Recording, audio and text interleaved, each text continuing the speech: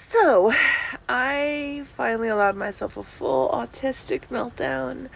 The kind where I just scream into a mattress and kick and scream and not have a voice left, because if I don't, the monsters in my head will hurt everybody else. When trauma healing it comes up, sometimes it's a big purge, like a knot in your back, right? Physical muscle that gets stuck, and you have to push, and it hurts. And then it finally pops. The knot releases. Well, emotional knots are the same fucking thing. PTSD has emotional knots with mental overlays.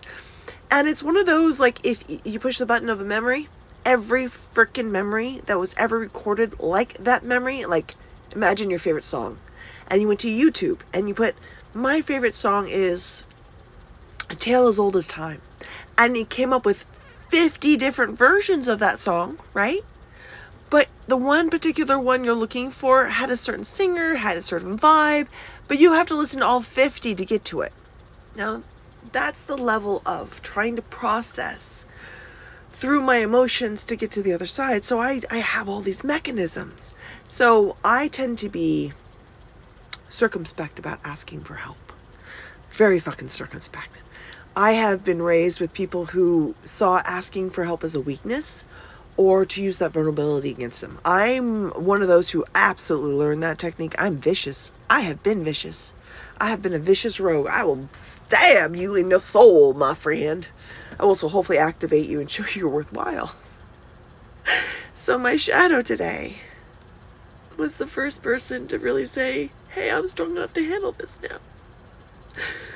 For the last 6 months, whenever I'd get to this place of merging reasonably, it was too much for him to handle, and he would freak out, and the attachment issues would show up. Today, he seems to be strong enough to handle that, and I'm strong enough to say, I just need to be left alone.